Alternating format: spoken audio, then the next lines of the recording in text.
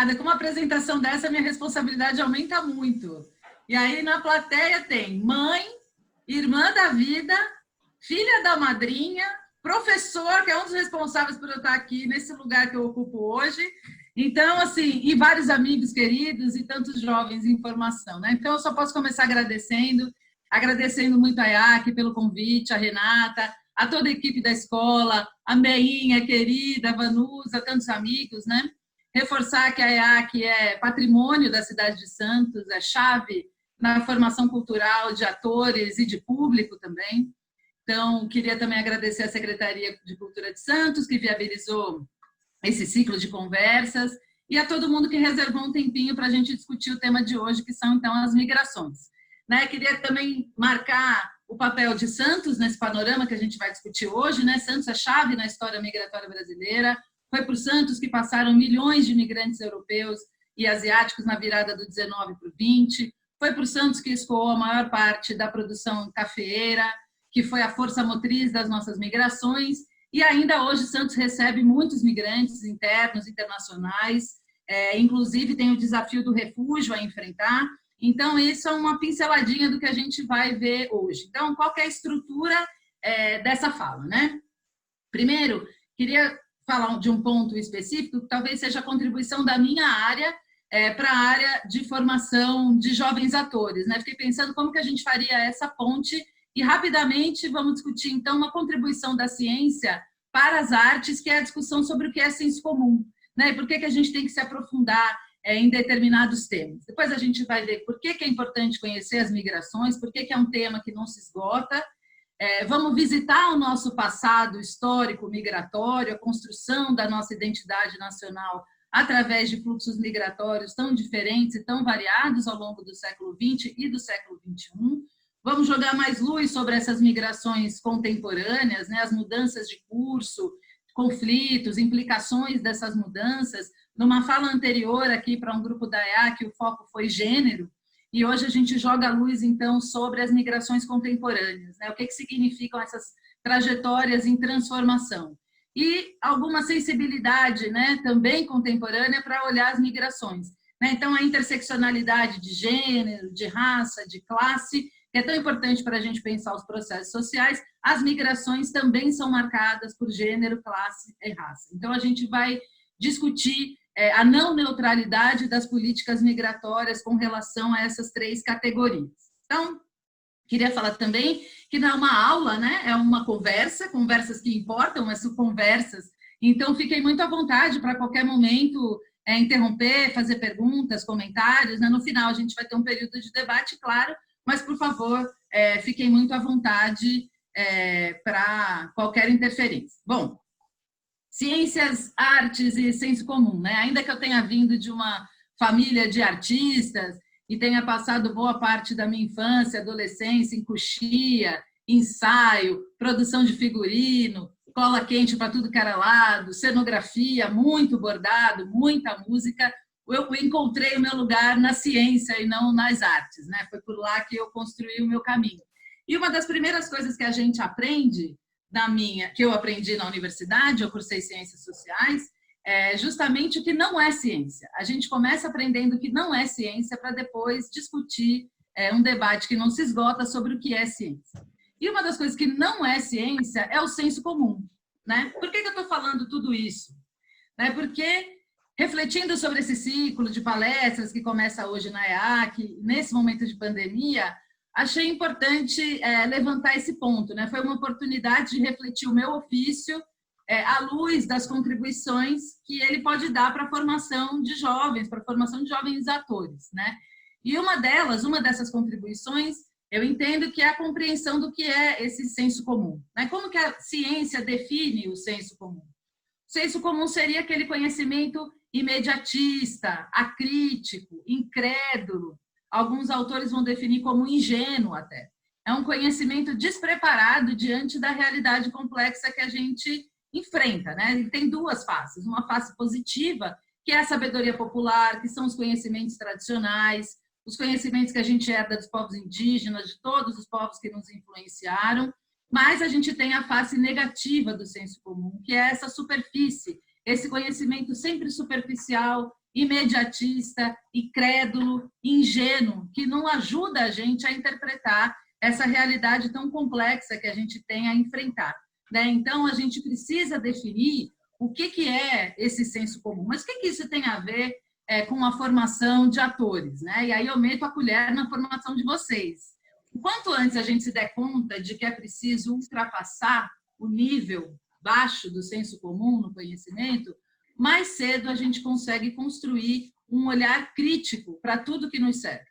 E isso é fundamental, né? Os atores têm o dever de ultrapassar a barreira do senso comum. A gente não pode ficar só no nível superficial do que a gente imagina. A nossa imaginação é bastante permeada pelo senso comum, inclusive.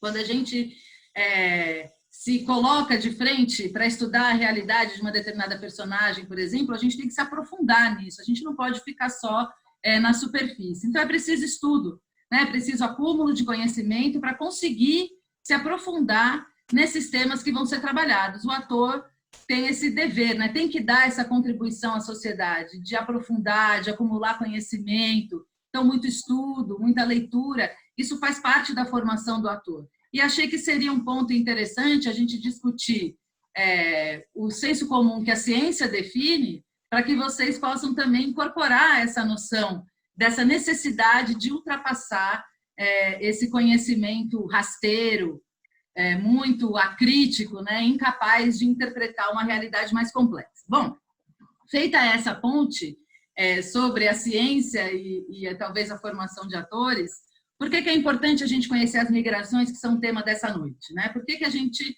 precisa conhecer as migrações? Em primeiro lugar, antes de mais nada, porque de uma hora para outra, qualquer um de nós aqui pode virar ou um migrante ou uma pessoa em situação de refúgio. De uma hora para outra pode acontecer uma transformação política, econômica, social, natural, ligada às mudanças climáticas que vão nos tornar pessoas em situação de deslocamento. Então, esse é o primeiro ponto, né? O segundo ponto é que a história da migração no Brasil é estrutural. O que significa uma coisa ser estrutural? Todas nós aqui, temos uma história de migração a revelar. A migração, eu aposto, que faz parte da história de todos nós aqui, seja através das migrações dos nossos avós, dos nossos bisavós, dos nossos filhos que viajaram para outra cidade para estudar, como é o meu caso, como é o caso do meu irmão, ou às vezes de outro país. Então, a gente sempre tem permeada na nossa vida uma história migratória. E quando isso acontece, é uma coisa tão importante que vira estrutural, ou seja, faz parte do que nos define como povo, do que define a nossa identidade e a nossa cultura, né? Outro ponto importante é que migrar é um direito. Todos nós temos o direito a migrar. Todos nós temos o direito de viver onde bem entendemos, sem enfrentar barreiras violentas, sem enfrentar grandes riscos, grandes perigos. Todos nós temos o direito a esse deslocamento, né? E a gente vê hoje, nas migrações contemporâneas, barreiras cada vez mais altas, cada vez mais intransponíveis em alguns lugares do planeta, o que vai dificultando muito a vida de algumas pessoas que precisam se deslocar. Bom, um último ponto para justificar o tema, né? Os migrantes, se vocês pararem para pensar em manchetes de jornal, por exemplo, sobre as migrações contemporâneas, as migrações haitianas, por exemplo, ou as migrações venezuelanas, vocês vão ver que os migrantes são criminalizados por todos os males, né? Então, se uma cidade é pobre, é porque ela tem imigrantes. Se um determinado espaço é violento, é porque ali tem imigrantes. Então, é uma forma também da gestão e do poder público limpar um pouco as mãos e arranjar um bode expiatório, um boi de piranha, para sua ausência, né? Então, onde falta política pública para combater a pobreza, para combater a segurança, mas tem migrantes, joga a culpa nos migrantes, né? Eles nem são daqui. Por que a gente tem que garantir a segurança dessas pessoas? E assim a gente vai criando uma criminalização das migrações que acaba com muita violência, muita xenofobia e coloca em risco a vida dessas pessoas que poderiam ser qualquer um de nós, né? Mas a gente também vai ver que não são todos os migrantes que são criminalizados, né? Não são todos os fluxos migratórios que são culpados pelos males contemporâneos. A gente vai ver que muitas migrações são criminalizadas, altamente controladas, reprimidas, enquanto outras migrações são celebradas, protegidas e desejadas. Qual será a marca da diferença entre essas duas categorias ou esses dois grandes conjuntos de migração, né? A gente vai ver isso mais para frente também. Bom, vamos começar então com uma visita ao nosso passado migratório, né? Nada muito extenuante, nada muito longo, mas são pinceladas. O nosso passado migratório, a nossa história migratória é bastante exuberante, é cheia de histórias fascinantes que vários autores, cineastas, músicos, artistas plásticos já retrataram de várias formas diferentes. A gente vai ver algumas delas, inclusive, no final. Então, a ideia é fazer uma visita ao passado migratório brasileiro, começando na virada do século XIX para o século XX, quando a gente tem a inauguração das migrações internacionais do Brasil. E cabe aqui um ponto importante, que a nossa história migratória não começa, por exemplo, com a chegada dos africanos e africanas no Brasil, porque o olhar para esse processo social é o do tráfico de pessoas. Né? Essas pessoas foram sequestradas, capturadas em seus lugares de origem, violentadas, escravizadas e trazidas para o Brasil à força. Então, é uma história de tráfico e não é uma história de migrações. E hoje, especificamente, a gente vai falar de migrações. Então, a nossa história migratória começa no final do século XIX, início do século XX, com a migração de italianos, espanhóis, portugueses, alemães, poloneses, japoneses e algumas outras nacionalidades. Essas foram as mais numerosas, né? Então, como que essas pessoas chegaram aqui? Primeiro foram acordos bilaterais entre o Brasil e esses lugares de origem desses migrantes. O Brasil fazia acordos internacionais para subsidiar essa migração, né, vinda desses lugares da Europa e também da Ásia. E por que a gente, no ensino médio, aprende assim, os migrantes italianos chegaram aqui para substituir a mão de obra escrava? Quem nunca ouviu isso, né? Então, a gente estava no momento de abolição da escravidão, é uma vergonha na nossa história, e a gente, então, é convencido de que esses migrantes precisavam estar no Brasil para substituir a mão de obra escrava. Mas e todos os ex-escravos que tinham sido libertos, né? Por que eles não puderam ser os trabalhadores assalariados, os novos trabalhadores do café no Brasil?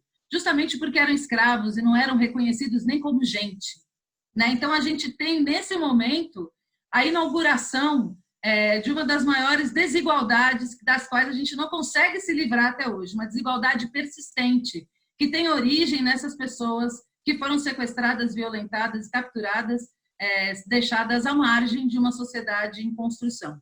Então, por trás desses acordos bilaterais para substituir a mão de obra escrava, o que a gente tem é um projeto nacional de branqueamento da população. O que se pretendia ali não era só trazer trabalhadores, mas trazer trabalhadores brancos e trabalhadores de um mundo civilizado. Nosso passado colonial é bastante pesado com relação a isso, e esses trabalhadores vieram ao Brasil nesses acordos bilaterais também com essa função social não dita.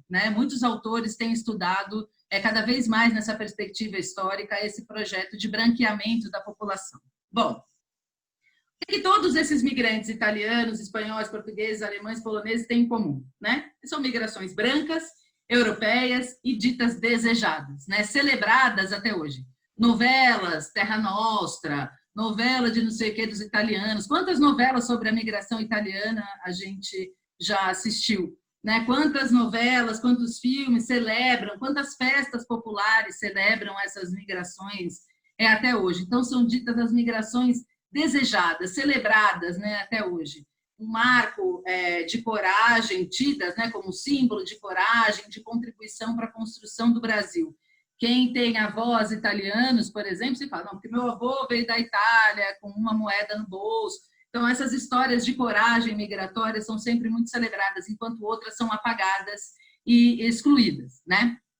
Essa migração, então, da virada do 19 para o 20, está extremamente atrelada à economia cafeeira, que é a força motriz dessa migração, que é a força motriz da industrialização de São Paulo, e a gente começa a vislumbrar o fim dessa fase lá na crise de 1929, com a quebra da Bolsa, e a gente começa, então, a ver uma diminuição desses grandes fluxos migratórios que marcam o período dito das grandes migrações. São tão celebradas pelo Brasil até hoje que são chamadas de as grandes migrações no Brasil. Bom, além disso, a gente teve um momento de migração interna desses migrantes internacionais. Então, depois da quebra da crise de 29 e da queda da produção do café, a gente vê um espalhamento dessas pessoas para regiões do sul do Brasil. São Paulo era a força motriz do café e esses migrantes vão ser força motriz também da indústria paulista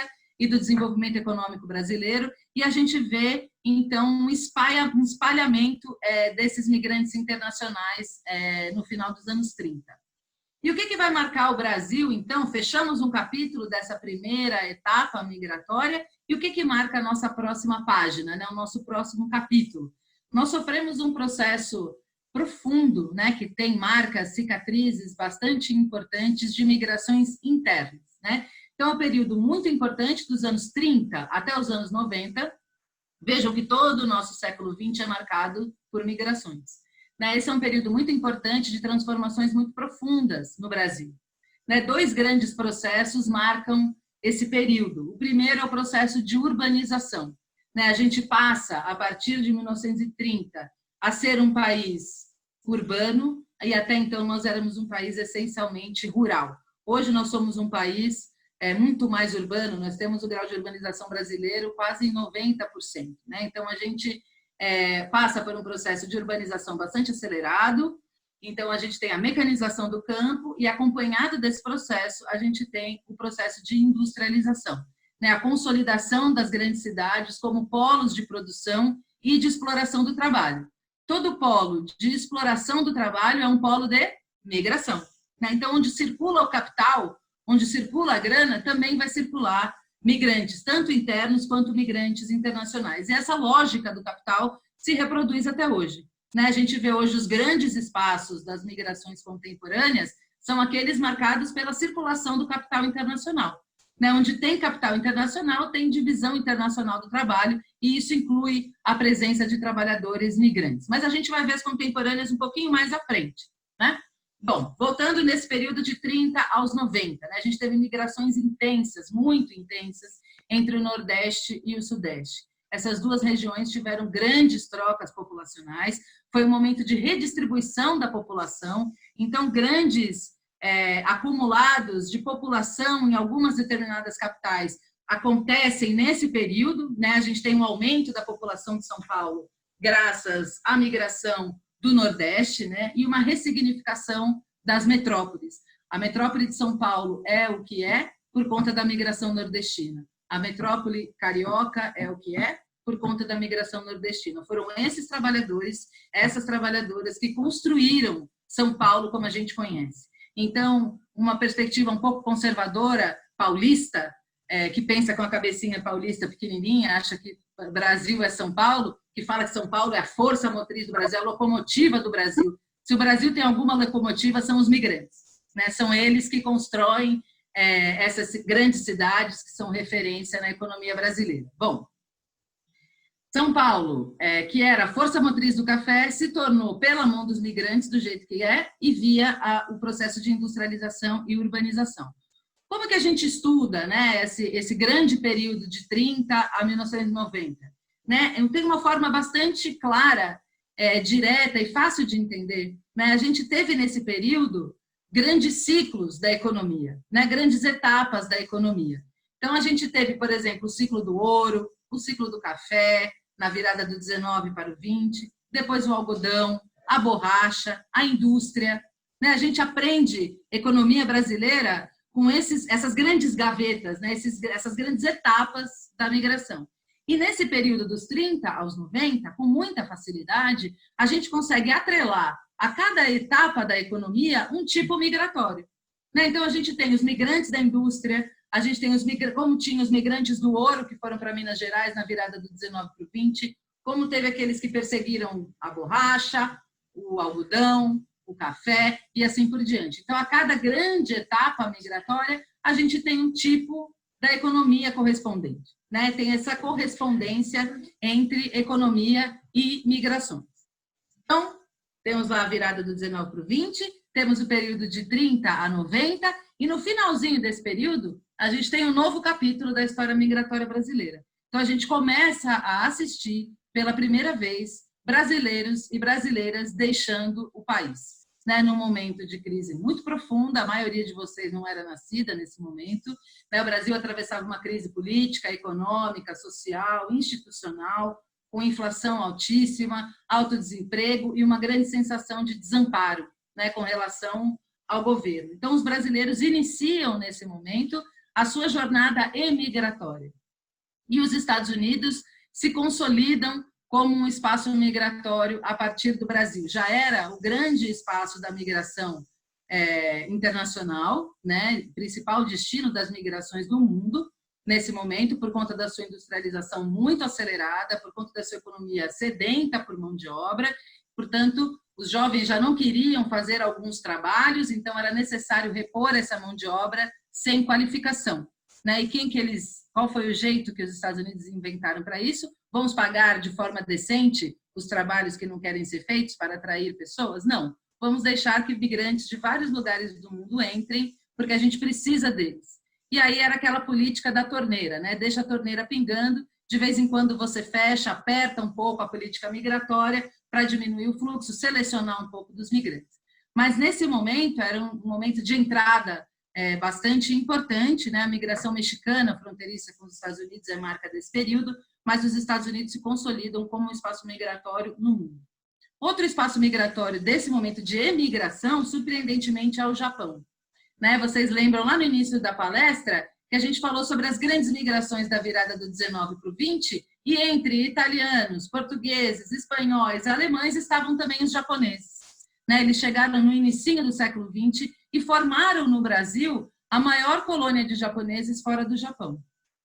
Nos anos 90, o Japão promulga uma lei de imigração que favorece, protege, assegura e incentiva a entrada de migrantes internacionais, mas não migrantes internacionais quaisquer. Qual foi a chave da seleção do Japão que fez o Brasil ser um lugar de origem para a migração japonesa tão distante, né? Justamente os laços sanguíneos. Né? Eles selecionavam os migrantes internacionais através de uma lei, de uma política migratória, que só poderia entrar no Japão para trabalhar as pessoas que tinham laços sanguíneos com os japoneses. Ou seja, o Brasil virou um lugar de origem da migração japonesa super importante. Ainda é até hoje. Mas naquele momento, década de 90, a economia do Japão muito acelerada, industrialização a mil, a tecnologia da indústria avançando muito, então era preciso muita mão de obra na indústria, num país que já naquele momento era envelhecido, um país muito pequeno, com uma produção industrial bastante acelerada. Então, a gente teve nesse momento também esse capítulo de saída de brasileiros e brasileiras descendentes de japoneses para o Japão. E essas histórias de migração entre Brasil e Japão tem muita contribuição de vários autores diferentes, antropólogos, sociólogos, fizeram uma revisitação a essas migrações para recompor essas trajetórias que aparentavam ser de reencontro com a ancestralidade, quando, na verdade, se tratavam de histórias de exploração do trabalho, exploração de mão de obra ao extremo. Né? Então, esses projetos migratórios também são marcados por esse tipo de cicatriz. Bom, a gente tem um outro destino emigratório, que é o Paraguai, que é um destino histórico importante, mas é uma migração fronteiriça, histórica, mas que também configurou um destino de emigração internacional. Bom, então já temos 3 grandes capítulos das migrações internacionais no Brasil. Elas meio que se misturam, elas vão se confundindo, um período vai entrando no outro, mas a gente tem essas grandes marcas, né, que fazem da gente o povo que a gente é, que ensinam para nós comidas diferentes, músicas diferentes, jeitos de se relacionar diferentes. Então, a nossa formação é esse pote de nacionalidades migrantes, tanto que vieram para o Brasil e as experiências que os migrantes retornados desses espaços trazem para nós de volta. Bom, o que acontece, então, na virada do século XIX do século XIX já foi, do século XX para o século XXI? Né? Como que a gente enfrenta as migrações de mais uma virada do século? Né? Cada vez mais pessoas se movimentam no mundo. É claro que hoje a gente tem tecnologia de comunicação muito mais simples, da década de 90, a década de 80, quando a gente começa a sair do Brasil, a comunicação era por cartas. Né? Tem um estudo belíssimo de uma professora chamada Gláucia Assis, e o título do trabalho dela se chama Estar Aqui, Estar Lá. E ela estudou as cartas que várias famílias migrantes trocaram ao longo das trajetórias migratórias. Então, assim, as festas eram feitas por telefone, não por videochamada, como a gente está fazendo aqui, isso era inimaginável, era coisa dos Jetsons na década de 80, daquele desenho animado, isso era impensável, tudo era através de cartas. E ela estuda, ela é antropóloga, ela estudou essas cartas, é um trabalho belíssimo. Então, para vocês terem uma ideia, as pessoas gravavam as novelas brasileiras em VHS, mandavam por correio, além de tudo, eram pessoas sem documentos, muito expostas ao perigo, né? Então, a gente tem essa virada também na forma como lidar com as migrações, na forma de fazer a gestão das migrações, por um lado, o controle, mas também a forma como as pessoas têm de se comunicar e de viajar, né? Hoje é muito mais fácil viajar do que era na década de 80, por exemplo. Então, cada vez mais pessoas se movimentam no mundo, cada vez mais se estuda as migrações e cada vez mais se percebe um detalhe, que não é tão detalhe assim, que é o apagamento das histórias de mulheres desses processos migratórios. Então, quando a gente fala migrantes, na verdade, a história dos estudos migratórios está falando de homens, né? Foi só recentemente que o migrante deixou de ter essa definição de homem, provedor, o homem que provê o sustento da família, o homem que viaja primeiro para preparar o terreno para as mulheres migrarem depois, né? Foi durante muitos anos, décadas, séculos, que os migrantes foram definidos como homens, quando, na verdade, a gente tem histórias fortes de mulheres migrantes e como se esses homens fossem sozinhos no mundo, né? Como se eles não tivessem mães, como se eles não tivessem filhas, como se eles não tivessem companheiras. Então, é importante marcar aqui que nessa virada do 19, do 20 para o 21, o movimento feminista pressiona os estudos migratórios em busca de resgatar as trajetórias das mulheres migrantes da invisibilidade. Por isso, a perspectiva teórica, né, e metodológica de migrações e gênero hoje é um lugar importante do campo de conhecimento das migrações.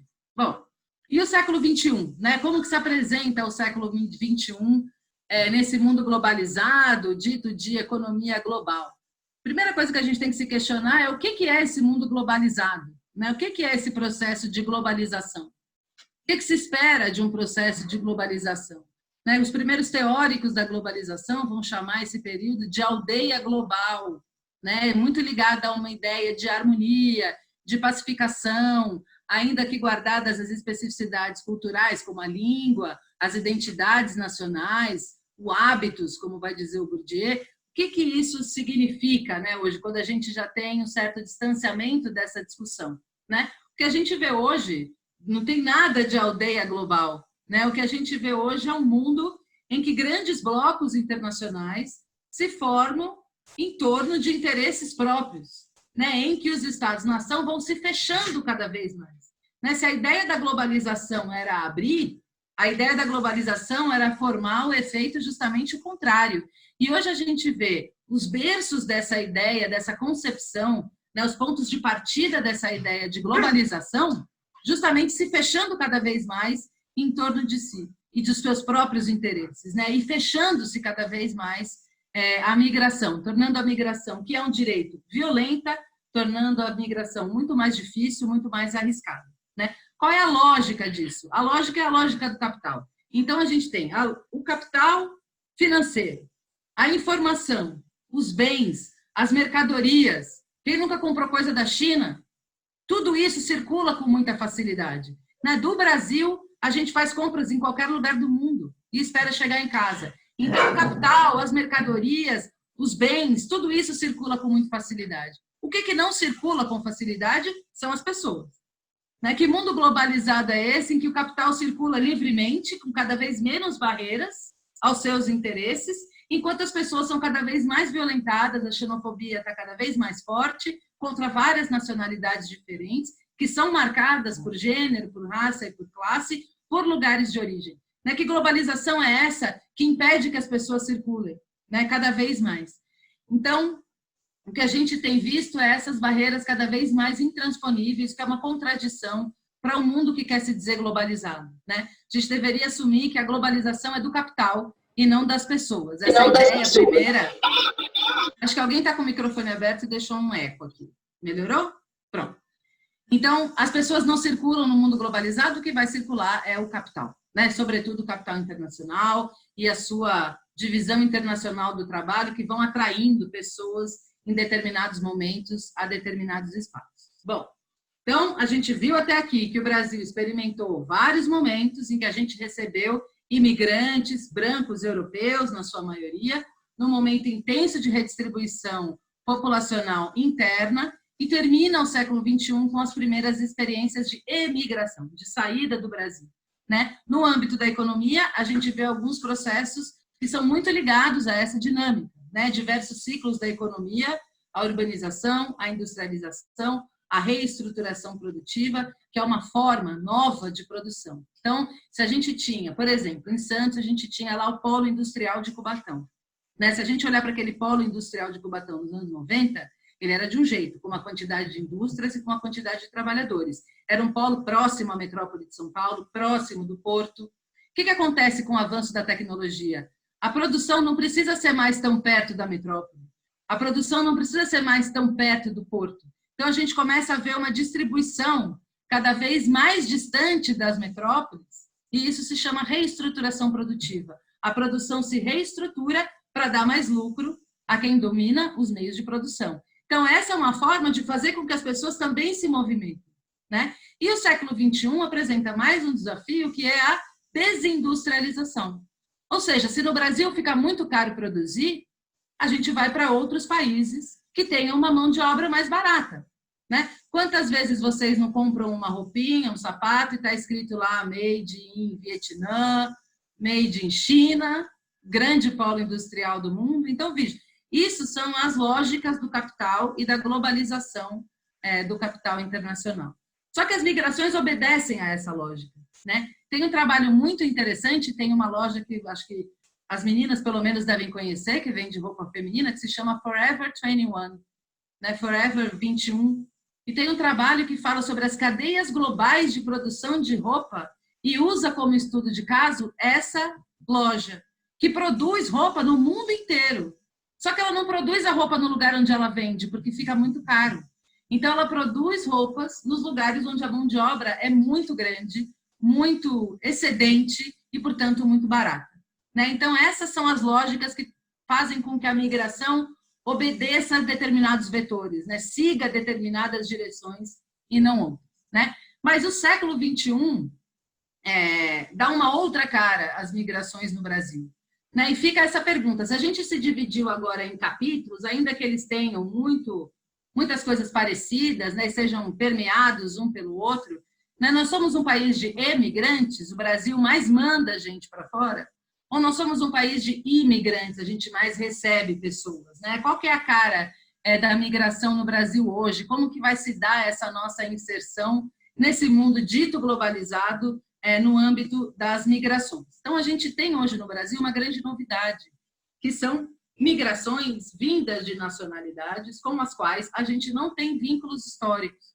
Então, a gente assistiu à emigração e à imigração no Brasil sendo marcadas por esses vínculos históricos. Exemplo, os japoneses vieram para cá no início do século XX, os brasileiros descendentes desses japoneses foram para o Japão na década de 1990. Essa é uma correspondência histórica.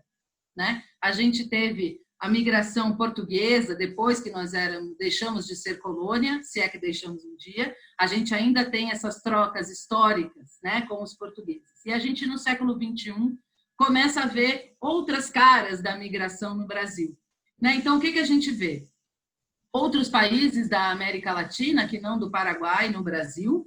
Né? Então, assim, o Brasil é o maior país da América Latina e, por conta da sua barreira linguística, não era um país de destino das migrações internacionais latino-americanas. Né? A Argentina era o principal lugar de destino dessas migrações. O Brasil, no século XXI, muda de status e passa a receber muito mais migrantes latino-americanos. Né? Então, bolivianos, peruanos, outros países da América Latina começam a desviar as suas migrações para o Brasil. A migração haitiana, que tem o seu auge em 2014, no ano da Copa no Brasil. Quem nunca ouviu falar da migração haitiana recente no Brasil? E a gente ouve coisas muito tristes do tipo a onda haitiana ou a invasão da migração haitiana. Isso é um jeito bastante carregado de xenofobia ao falar das migrações. Né? A migração venezuelana, talvez o fluxo mais recente, com o qual a gente lida, e ao mesmo tempo a gente tem fluxos que não param, de congoleses, angolanos, coreanos, sírios, a gente vai dar uma atenção especial a essa nacionalidade, os filipinos, que chegam especialmente em Santos através das migrações marítimas, em Santos e em São Sebastião, os bengales, as pessoas que vêm de Bangladesh para cá. Quando que a gente, nessa história migratória que a gente está visitando hoje, imaginou que nós fôssemos ser um espaço da migração de Bangladesh, né? Da Coreia? Então, a gente tem várias nacionalidades diferentes e, ao mesmo tempo, nós somos também um lugar de destino da migração altamente qualificada, branca, norte-americana, francesa, inglesa, alemã, japonesa. A gente teve uma marca no Brasil de produção de carros japoneses, né? Os trabalhadores brasileiros que trabalhavam nessas fábricas eram no chão de fábrica, mas a direção da indústria era do seu lugar de origem, que era o Japão. A mesma coisa a Alemanha, né? A gente tem empresas alemãs aqui que têm trabalhadores brasileiros, mas seus altos cargos de gestão ainda estão na mão dos seus lugares de origem. Então, veja, a gente tem hoje um panorama muito diverso das migrações internacionais. E isso é maravilhoso, né? Bom seria se todas essas pessoas chegassem ao Brasil com segurança e que todo brasileiro pudesse viajar também com segurança. E aí eu faço um paralelo aqui, que essa é uma modalidade migratória bastante contemporânea, no sentido de que ela está em discussão hoje, porque nunca tantas pessoas estiveram em situação de refúgio no mundo. A quantidade de pessoas em situação de refúgio hoje, em 2020, já ultrapassa o número de refugiados da Segunda Guerra Mundial. Isso é seríssimo, né? A gente tem no Brasil a Lei do Refúgio, que é de 1997, que vai definir mecanismos para a implementação do Estatuto dos Refugiados, que é a herança da Segunda Guerra Mundial, que é quando se define, de fato, a figura do refugiado e dessa população que deve ser protegida porque é ameaçada, né? Quem são os refugiados? São pessoas que sofrem perseguição por motivos de raça, de religião, nacionalidade, grupo social, opiniões políticas ou grave e generalizada violação aos direitos humanos. É isso que está no Estatuto dos Refugiados de 1951. O que é importante da gente marcar aqui? Todo refugiado é um migrante, mas nem todo migrante é um refugiado.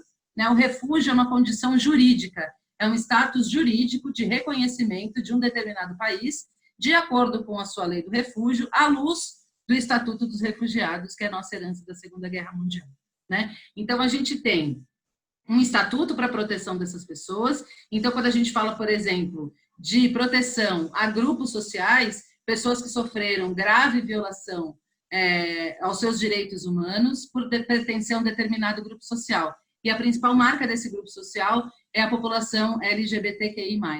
Então, esses são os maiores grupos de refugiados dos grupos sociais que sofrem violação dos direitos humanos. E o Brasil é um dos principais lugares de onde saem essa população refugiada para outros lugares do mundo em busca de proteção.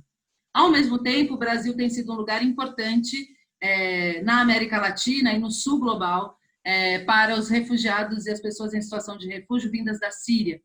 A Síria começa seu conflito na Primavera Árabe, com a queda do Bashar al-Assad, e um conflito que não se resolve, não se esgota. A gente tem a ascensão do Estado Islâmico e a gente tem um momento, um lugar, um espaço de gravíssima violação dos direitos humanos e muitas pessoas deslocadas internamente e para países de fronteira.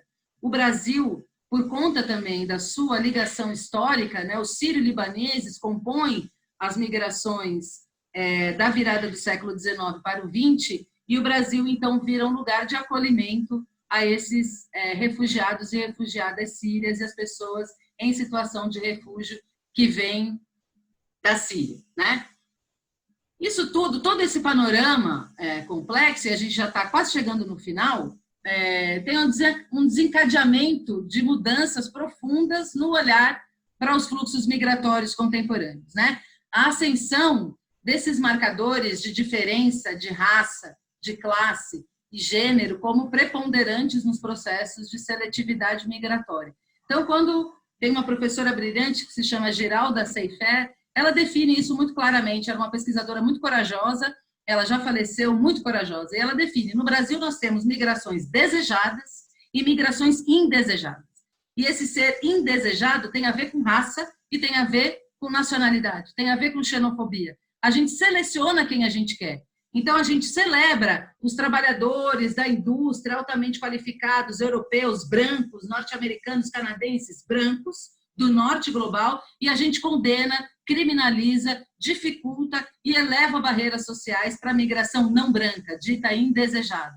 Ou seja, a migração dos venezuelanos, a migração dos haitianos, dos congoleses, né, de pessoas da África, de vários países diferentes da África que têm se refugiado no Brasil, e dos próprios sírios, mas com uma sutil diferença que a gente vai ver já já, que está ligada à categoria de gênero.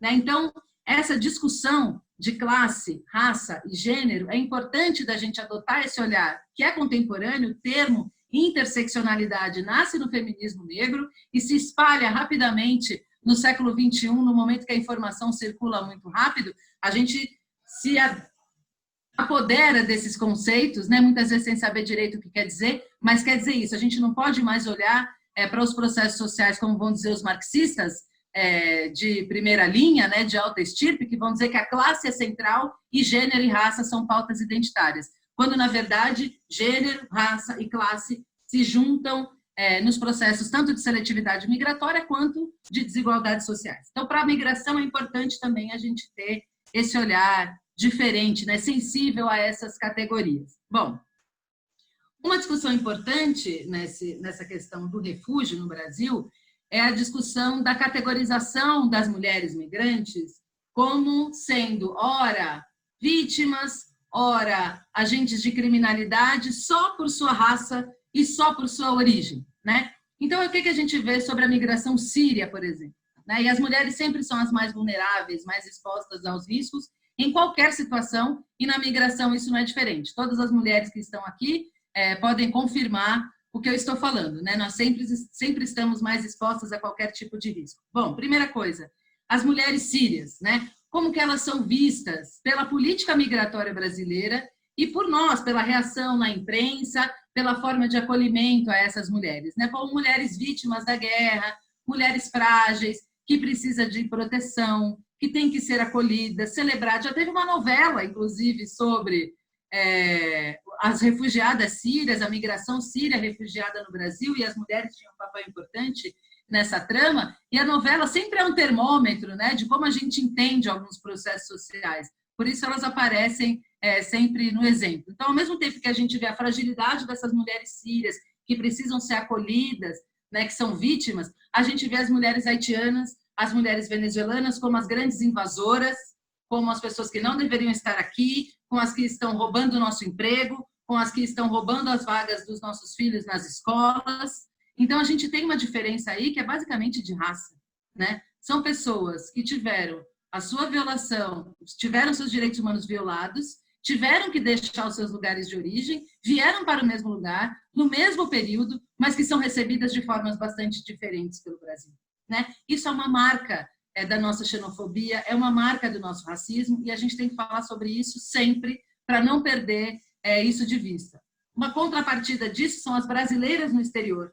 Como as brasileiras no exterior são vistas de acordo com vários estudos. Claro que não todas as brasileiras, mas isso é bastante comum, né? As brasileiras na Itália, na Espanha, que têm os seus corpos hipersexualizados, né? Que tem muito a ver também com o tráfico de pessoas para a prostituição, para o mercado do sexo, mas antes disso, numa situação menos dramática, a gente tem as mulheres brasileiras sempre como à disposição, né? Sempre ligadas ao mercado da simpatia, ou à sensualidade, à alegria. Ah, você é brasileira? Samba aí! Ninguém vai pedir para uma, sei lá, uma espanhola fazer um flamenco do nada no Brasil, né? Mas as brasileiras, você é brasileira? Dá uma sambadinha aí. Cadê sua caipirinha? Cadê sua camiseta do Flamengo? Então, é sempre uma disposição dessas mulheres, que tem a ver com o nosso passado colonial, né? As mulheres indígenas, as mulheres negras e as brasileiras, que são a mistura de tudo isso, sempre estiveram à disposição de seus senhores colonizadores. Então, a cabeça europeia, que ainda é colonizadora, porque não dá para se livrar disso, ainda enxerga as mulheres brasileiras dessa forma, né? Então, esses são exemplos de como a gente lida com as migrações contemporâneas, tanto no sentido dos lugares para onde a gente vai, mas também como a gente enxerga as pessoas que estão aqui. né? Então, eu separei agora, eu vou compartilhar a tela com vocês e depois eu precisar que alguém abra o microfone para me dizer se está tudo rolando bem.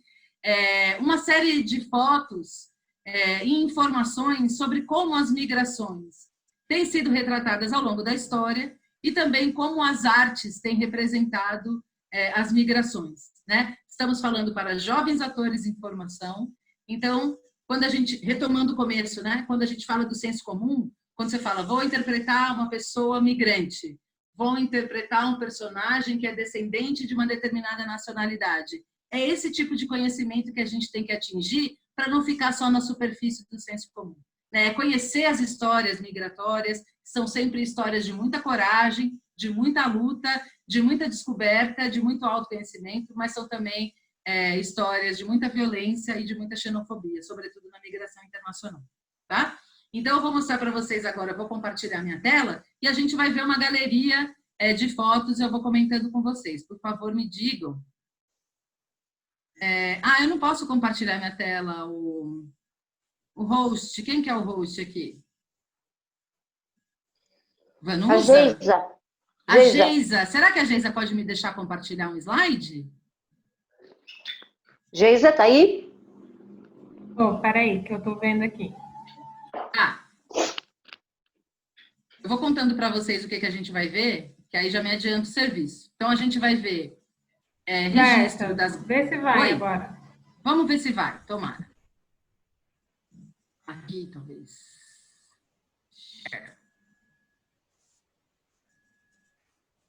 O que vocês estão vendo, será? Abriu o PowerPoint aqui, é isso? Abriu o PowerPoint e agora? Estão vendo o slide? Abriu. Abriu. Muito bem. Esse aqui é um registro histórico de 1910. São migrantes no pátio da Hospedaria dos Imigrantes, que hoje é o Museu da Imigração. Toda vez que eu vou falar sobre imigração, eu falo sobre o Museu da Imigração, que foi restaurado, era o lugar da Hospedaria dos Imigrantes. Esses migrantes que estão nessa foto chegaram em Santos de navio, subiram a serra e foram direto para a Hospedaria dos Imigrantes. E nessa Hospedaria dos Imigrantes, eles ficavam, claro, hospedados por um determinado período e rapidamente eram distribuídos entre as fazendas de café, especialmente no estado de São Paulo e no sul do país.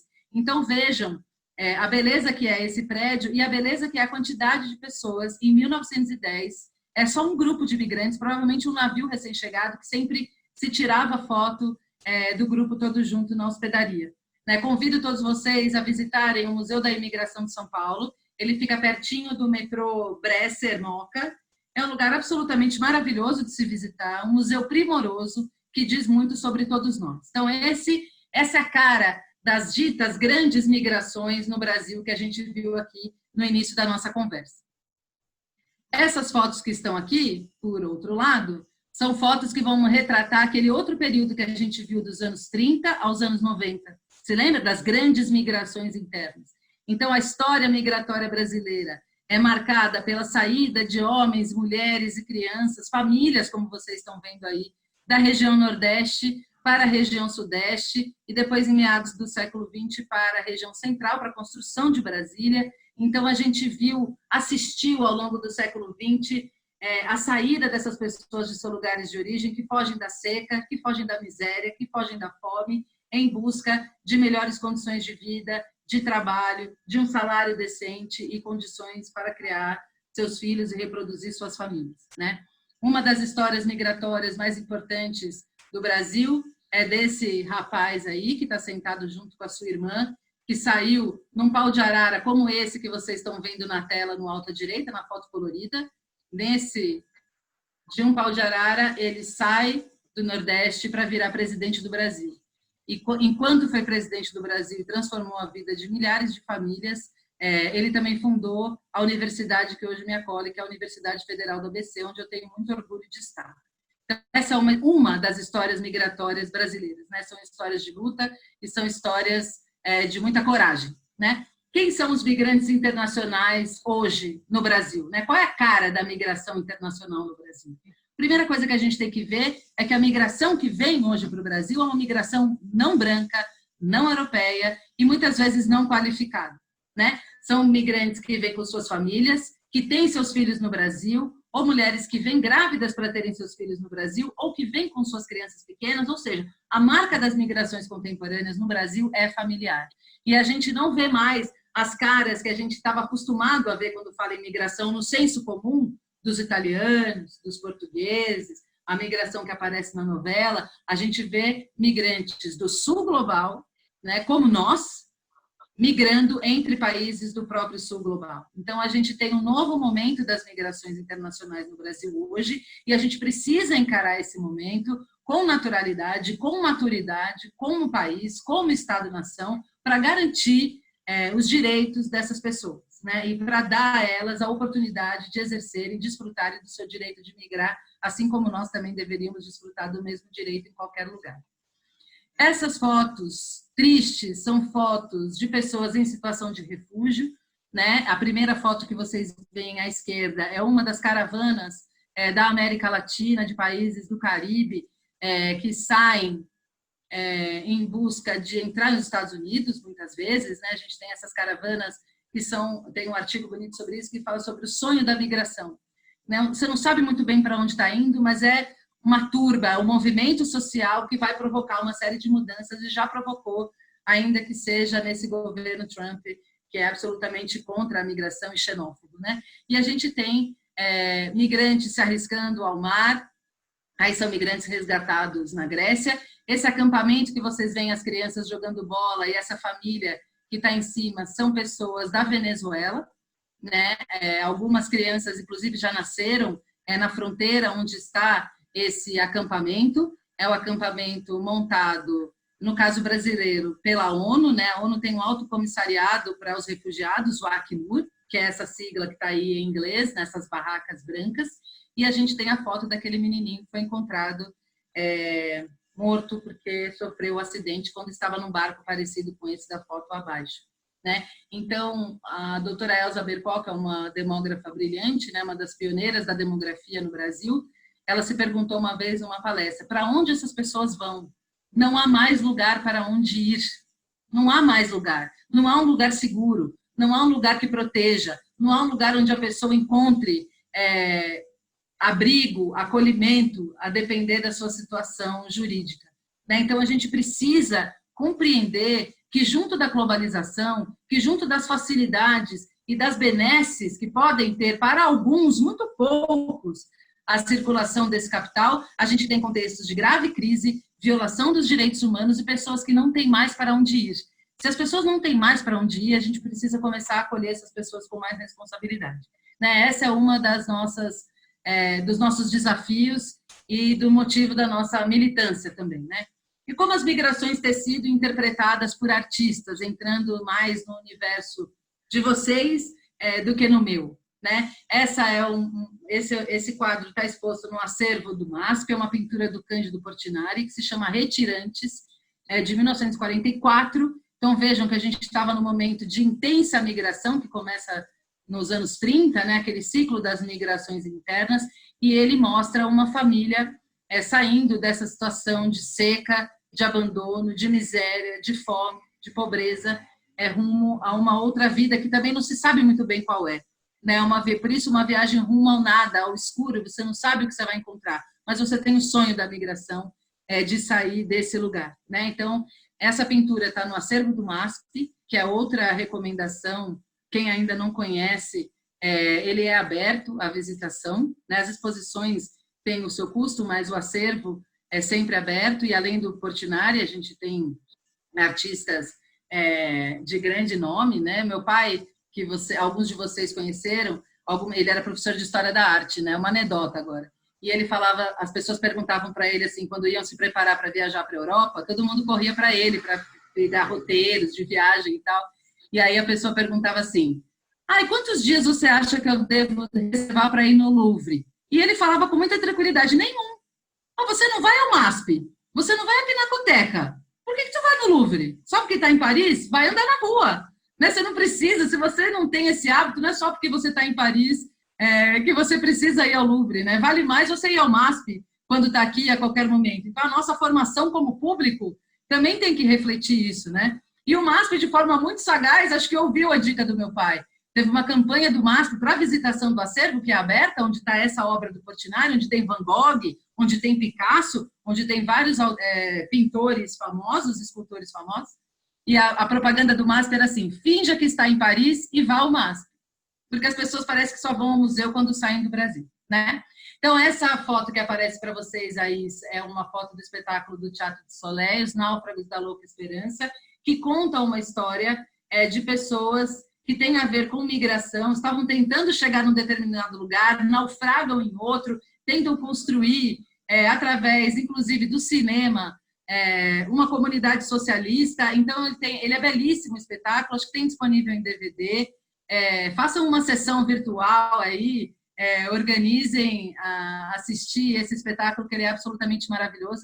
Esse é mais um registro do mesmo espetáculo. Imagina ver isso no palco, né? Infelizmente eu não assisti. A Maria Alice depois pode contar para vocês como foi, porque ela estava lá. Essas duas fotos são fotos do Sebastião Salgado, e a gente vai ver mais duas deles na sequência.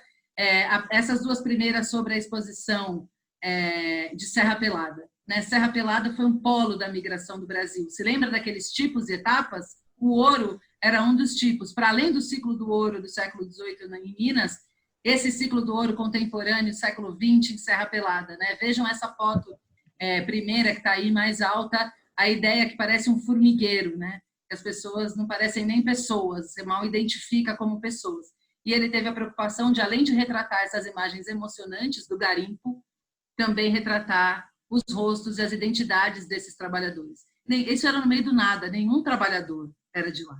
Então, isso foi um polo de migração quase instantâneo, assim, de muita atração de muitos trabalhadores em busca do sonho dourado, né, de Serra Pelada. Essa foto tristíssima é de crianças filipinas capturadas, tentando entrar, agora não me lembro qual país, não vou falar que é Estados Unidos, mas provavelmente mas enfim, eu vou buscar depois e posso contar para vocês. Elas foram capturadas e colocadas meio nessa jaula, como várias outras crianças brasileiras, inclusive, estão enjauladas hoje nos Estados Unidos, né? Vários brasileiros, brasileiras, crianças, inclusive, estão nessa situação. Essa é uma última foto do Sebastião Salgado. Esses são deslocados internos que tiveram seus direitos humanos violados durante o genocídio em Ruanda, em 1994. Foram milhares e milhares de pessoas que, por conta da guerra civil, tiveram que deixar seus lugares de origem de forma forçada, né? Por isso a gente fala de deslocamentos forçados. E aí, para terminar, essas são duas séries que estão disponíveis em streamings. A primeira aí de cima se chama Years and Years. É uma série muito contemporânea, ela se passa num futuro muito próximo, assim, e tem essa personagem da Emma Thompson, que é uma mistura de Trump com Marine Le Pen. De propósito, ela é até cor de laranja como Trump, ela se veste como a Marine Le Pen, e o discurso é assim, o que há de pior no Trump e o que há de pior na Marine Le Pen, no que tange a xenofobia, no que tange a violação de direitos humanos, né? É uma série interessantíssima que aborda a questão do refúgio de forma muito sensível na sua gestão e na sensibilização das pessoas com relação a esse tema. E aqui embaixo é uma série que está no Netflix, que chama Estado Zero, que é uma série que está na minha lista, eu ainda não li, e ela está aqui por recomendação da Maria Alice, que, aliás, é uma pessoa brilhante. Como eu não fui convidada porque ela é minha mãe, eu posso falar com muita tranquilidade que ela é uma pessoa brilhante, um poço de referência, e eu falo isso porque não é minha mãe, porque ela é brilhante mesmo. Então, assistam, essa dica é dela. Ela é baseada em fatos históricos, né, que conta a história de uma alemã na Austrália, que passa por uma série de violação dos direitos humanos, e tem um desfecho bastante triste, né? Então, eu vou parar de compartilhar aqui e gostaria, mais uma vez, de agradecer a disposição de vocês para essa conversa de hoje, agradecer o interesse no tema das migrações, agradecer o convite da EAC, da Renata, de toda a equipe da escola, e estou aqui para responder qualquer pergunta que seja necessária. Muito obrigada, mais uma vez estar aqui, e espero que até a próxima. Obrigada, Inesita, pelo aplauso, para você também. Obrigada.